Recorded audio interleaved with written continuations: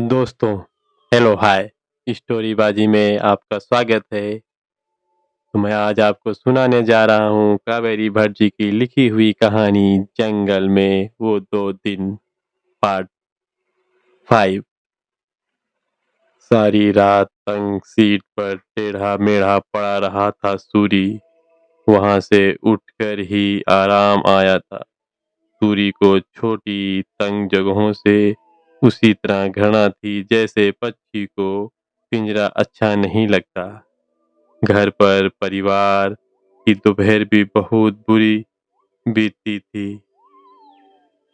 जब माँ उसे उसके कमरे में थोड़ी देर सोने के लिए भेज देती थी, लेकिन सारा दिन लैंड रोवर में चुप बैठे रहना और रात भी वहीं सोना तो जैसे इंतहा हो गई थी। सूरी वाहन में से निकला और अपने हाथ पैर हिलाने लगा। अब कुछ ठीक महसूस कर रहा था।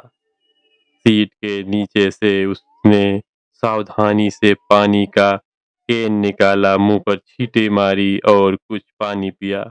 वह ज्यादा पानी चाहता था, मगर उसने हिम्मत नहीं की। उसके पास केवल यही पानी था, और यदि उसने अपने हिस्से से ज्यादा पी लिया तो बाकी उसे जिंदा नहीं छोड़ेंगे। उसने दिलीप की कलाई पर बंधी घड़ी में समय देखना चाहा, लेकिन लंबे पतले दिलीप को स्टीयरिंग व्हील पर झुककर अजीब ढंग से सोते देखा, मानो वह भी झुका हो। इस दृश्य को देखकर तो वह अपनी हंसी न रोक सका और मुस्कुराता हुआ पीछे हट गया। खूब चौकीदारी कर रहा था। ताऊ समेत सब सो रहे थे। अभी सबके उठने की काफी समय था।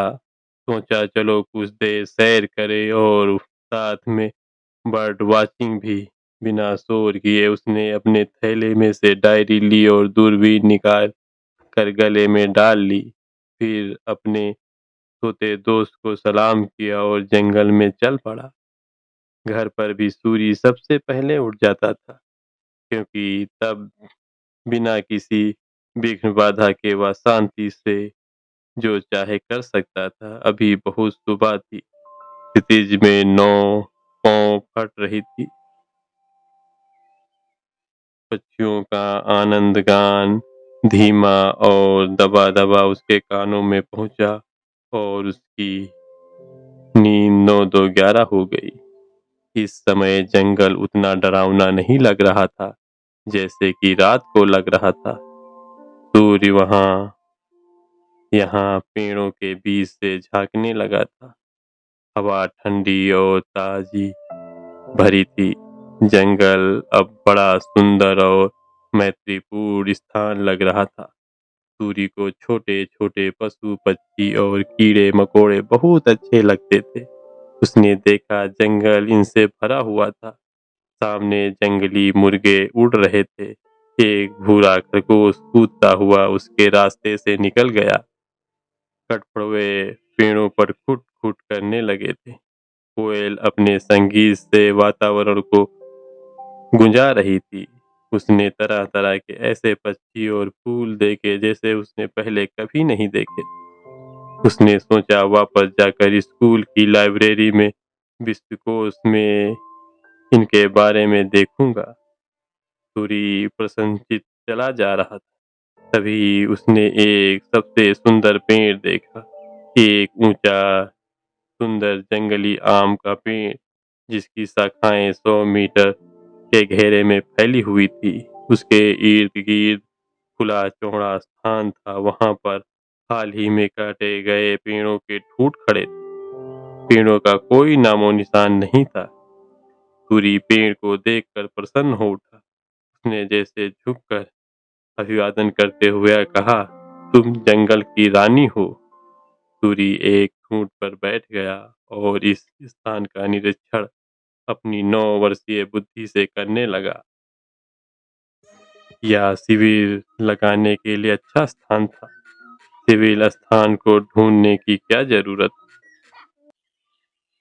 और फिर वह शायद बड़े बड़े लोगों से भरा हो जो कभी दोस्त नहीं हो सकते। वे वहाँ अपने तंबू लगाकर तब तक रह सकते हैं जब तक अंकल ठीक नहीं हो जाते। उन्हें खूब समय मिलेगा, पेड़ों पर चढ़ने में बड़ा मजा आएगा, ऊपर जाकर पंछियों के घोंसले, कीड़े मकोड़े ढूंढेंगे। या तो ऐसा ही होगा मानो जैसे कोई जहाज टूटने से किसी द्वीप पर फंस जाए।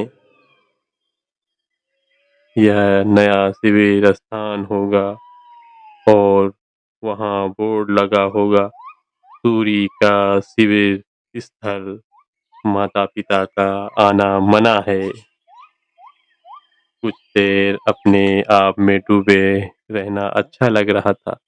सूरी लोगों की बातें सुन सुनकर थक गया था, जैसे स्कूल वाली मैडम वीजी, उसकी माँ को तो हर समय कुछ न कुछ कहते रहने के लिए सोने का मेडल मिलना चाहिए।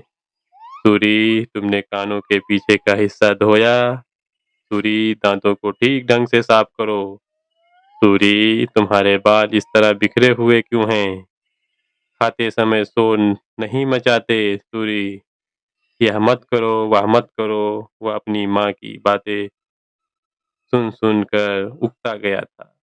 कैंप पर आने से पहले भी उन्होंने कहा था, अपने आप अकेले घूमने मत निकलना सूरी, यह खतरनाक हो सकता है। उसने बिना सुने सिर हिला दिया था।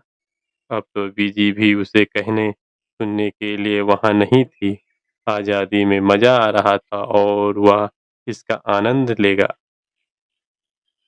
अब वह जनरल सूरी बन गया, जो फौज को लेकर लड़ाई के मोर्चे पर जा रहा था।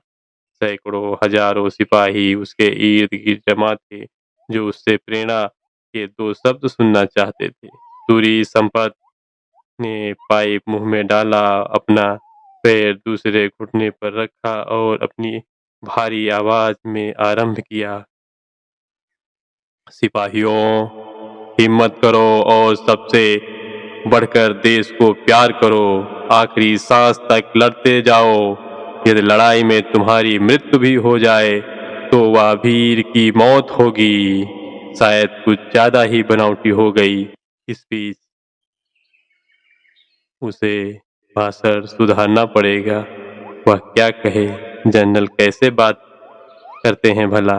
लड़ाई में विजय प्राप्त करने पर जनरल सूरी संपत, जिसकी छाती पर मेडलों की पंक्तियां चमक रही थी, सलामी लेने के लिए उठा। उसके सामने से लाखों सैनिक मार्च फास्ट करते हुए जाने लगे। सूरी को कोई आवाज सुनाई नहीं दी, बस ऐसा महसूस हो रहा था कि कोई उसके पीछे खड़ा है। उसने एक गहरी सांस ली और धीरे धीरे पीछे मुड़ा। जो कुछ उसने देखा उससे उसका खून मानो जम गया। कुछ गज की दूरी पर एक विशालकाय जंगली भैंसा खड़ा था। बहुत बड़ा शरीर, उससे ऊंचा, उसके सींगों का फैलाव करीब 2 मीटर होगा। सिर नीचा करके वह खुरों से जमीन खोद रहा था और डरावने तरीके से आतंकित सूरी की ओर देख रहा था। खतरा वास्तविक था। कुछ क्षणों के लिए मानो सूरी वहां जम गया। अकेले क्षण ही वह सिर पर पैर रखकर भागता रहा। वह डर कर किस तरफ भागा उसे पता नहीं चला। घनी झाड़ियों और घास से गुजरता हुआ उसने एक बार पीछे देखा था। भैंसा उसके पीछे था, इसीलिए वह भागता रहा। सूरी हल्का और फुर्तीला था, जानवर था भारी भरकम। सूरी जंगल में से रास्ता बनाता भाग रहा था। भागते हुए वह 2 बार गिर भी पड़ा। उसके घुटने और कोहनियां छिल गई थी, लेकिन वह भागता ही रहा। सांस भी मुश्किल से आ रही थी। उसकी टांगें थक गई थी। सारा शरीर आराम चाह रहा था। इस बार जब उसने मुड़कर पीछे देखा तो भैंसा दिखाई नहीं दिया। कांपते हुए सूरी ने अपने चारों ओर देखा। उसे आराम करना ही होगा। वह सबसे निकट वाले पेड़ पर चढ़ने लगा। वह एक विशाल टीक का पुराना पेड़ था। उसका तना बहुत बड़ा था और घनी शाखाएं पत्तियों से भरी हुई थी। सूरी को पेड़ों पर चढ़ना बहुत अच्छा लगता था और वह इसमें कुशल भी था, लेकिन इस पेड़ पर चढ़ना हंसी खेल नहीं था, क्योंकि पेड़ की छाल खुरदरी और नुकीली थी। उसकी ठोड़ी, हाथ, घुटने सब छिल गए थे। पसीना बह बह कर आंखों और मुंह से जा रहा था। उसे गिरना नहीं चाहिए, वह ऊपर चढ़ता गया। उसे नीचे देखने से डर लग रहा था। यदि वह गिर पड़ा तो गर्दन टूट जाएगी और भैंसा सींग मारकर मार डालेगा। जैसे तैसे सूरी ऊपर चढ़ता गया। आखिर वह ऐसी डाल पर पहुंच गया जो जमीन से कोई 5 मीटर ऊंची थी। घोड़ी की तरह उस पर बैठकर वह बहुत धीरे धीरे आगे रेंगने लगा, जब तक कि घने पत्तों में छिप न गया। सूरी ने पत्तों में से झांका और सांस रोक ली। भैंसा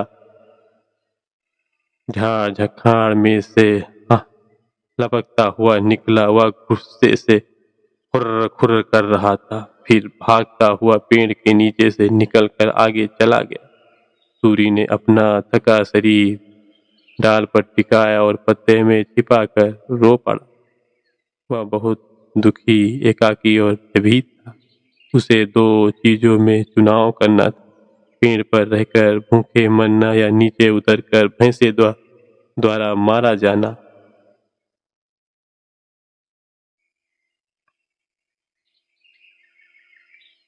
किसी तरह भी उसका आत्मा निश्चित था।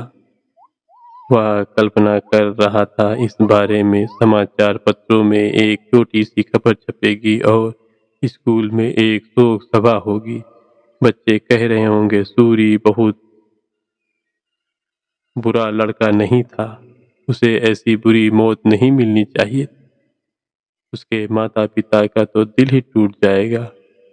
उनके बार बार कहने सुनने के बावजूद वे उससे बहुत प्यार करते थे और वह उनको बहुत प्यार करता था। और उसके प्यारे प्यारे कुत्ते चाऊ की देखभाल कौन करेगा? यह तो सरासर अन्याय था। वह अभी केवल 9 वर्ष का था। अभी तो ढेर सारे काम करना चाहता था। वह अपनी स्क्रैप बुक पूरी करना चाहता था, बाइसिकल पर देश भ्रमण करना चाहता था, हिमालय पर चढ़ना चाहता था और नौका में दुनिया का चक्कर लगाना चाहता था। जब वह बड़ा और अमीर हो जाएगा तो उसके एक द्वीप खरीदने की योजना बनाई थी और फिर वहां शासन करेगा। उसकी सेना होगी, किला होगा। सूरी को अपनी माँ की बहुत याद आने लगी। वह उसकी छोटे साफ करके मरहम पट्टी करेगी, गरम गरम खाना खिलाएगी और रह रहकर हाल पूछेगी। वह माँ की आवाज़ सुनने के लिए तरस रहा था। चाहे वह उसे डांटे ही, सूरी जानता था कि वह इसी लायक है। इस तरह सूरी पेड़ के ऊपर बैठा बैठा सोच रहा था, एकाकी, भयभीत और बहुत ही भूखा। दिलीप ने हर्षाई आंखें खोली और स्मिता को देखा। क्या बात है? उसने कहा। सूरी, स्मिता बोली। उसकी आवाज में चिंता झलक रही थी। वह यहाँ कहीं नहीं है, अपने आप कहीं चला गया है। दिलीप ने सीट में से निकलते हुए कहा, मैं बदमाश की अच्छी तरह से मरम्मत करूंगा, उसे वापस आने दो। दिलीप ने अंगड़ाई ली और शर्मिंदा सा होकर स्मिता की ओर देखा। शायद झपकी लग गई थी। स्मिता ने उत्तेजित स्वर में कहा, कोई बात नहीं, यह सब छोड़ो। इस समय तो हमें सूरी को ढूंढना है। वह अवश्य किसी मुसीबत में फंस जाएगा। मेरे उठने से ज्यादा देर पहले तो नहीं गया होगा। मैं जाकर उसे खोजती हूँ। नहीं नहीं, मैं जाता हूँ, दिलीप ने कंधे उचका कर कहा। यह काम लड़कियों का नहीं है कि जंगल जानवरों की दया पर जंगल में भटकती फिरे। फर्क क्या है? स्मिता ने गुस्से से कहा। मैं तेज भागती हूँ, मैं चाऊ को साथ ले जाती हूँ, वह उसका पता लगाएगा। अच्छा, यही है तो कि तुम लैला के साथ यहीं रहो। यदि उसने उसके जागने पर तुम्हें न देखा तो वह मुसीबत कर देगी। दिलीप ने कहा, मेरे ख्याल में तुम ठीक कह रहे हो। यदि तुम जानना ही चाहती हो तो। वह उठा और चाऊ को खोल दिया, जो पहले ही उत्सुक और परेशान लगता था, मानो उसे पता हो कि पूरी मुसीबत में है। माँ ठीक ही कहती थी, स्मिता बोली और सैंडल उतार कर उसके भूरे कैनवास के जूते पहन लिए। कैंपिंग में ये ऊंची एड़ी के सैंडल बहुत ही तकलीफदेह होते हैं। चलो चाऊ, सूरी का पता लगाए। वह चाऊ के साथ साथ रहने के लिए भाग चली। चाऊ पहले ही कूदता हुआ झाड़ियों में से बहुत तेजी से भागा जा रहा था। दिलीप प्रशंसा की दृष्टि से स्मिता को देख रहा था, नाजुक, सुंदर और संतुलित। यद्यपि इस समय उसके बाल और कपड़े अस्त व्यस्त थे, लेकिन जंगल में जाने में वह एक क्षण के लिए भी नहीं झिझकी। विनय ने उसके बारे में गलत सोचा था। सच में वह कमाल की लड़की है। स्मिता तेजी से चाऊ के पीछे पीछे जा रही थी। वह कुछ घबराई हुई जरूर थी,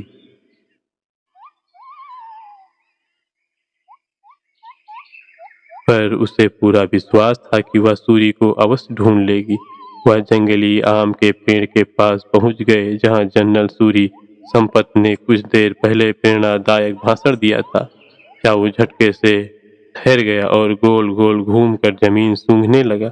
उसने ठूंठ के पास गिरी हुई नोटबुक उठा ली और भागकर स्मिता के पास आ गया। यह सूरी की ऑब्जर्वेशन बुक है, स्मिता ने हाँफते हुए कहा। सूरी कहाँ है? हे भगवान, क्या हुआ है उसे? चाऊ ने इधर उधर सूंघा और फिर भाग खड़ा हुआ। चाऊ, चाऊ, इतनी तेज नहीं, स्मिता चिल्लाई, लेकिन चाऊ झाड़ झंखाड़ के बीच से लपक कर आगे दौड़ा और टीक के पेड़ के नीचे खड़ा होकर उत्तेजित स्वर में भौंकने लगा। स्मिता भी वहां जा पहुंची। उसने पेड़ पर बैठे सूरी का गंदा चेहरा ऊपर से झांकता हुआ देखा। भगवान का धन्यवाद है, सूरी तुम ठीक हो?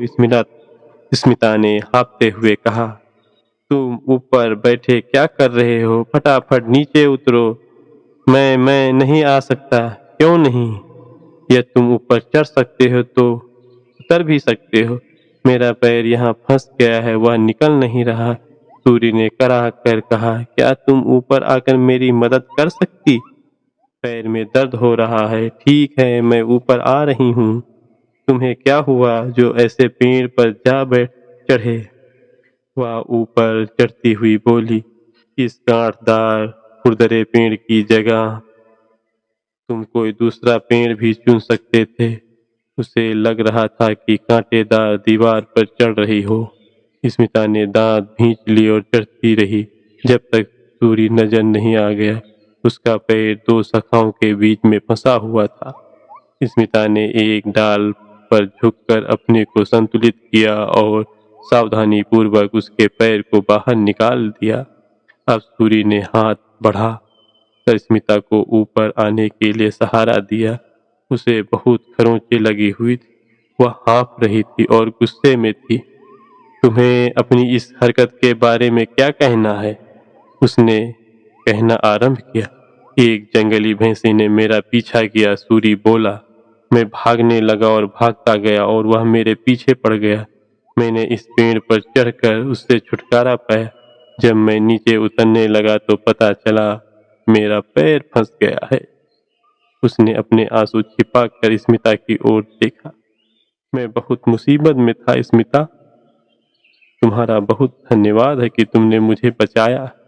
स्मिता ने उसके गंदे और आंसुओं से भीगे चेहरे को देखा तो गुस्सा कम करने का मन हुआ। वह पहले ही काफी मुसीबत भोग चुका था।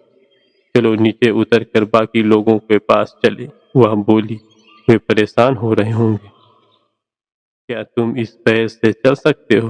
पैर तो ठीक है, पर भैंसे का क्या होगा?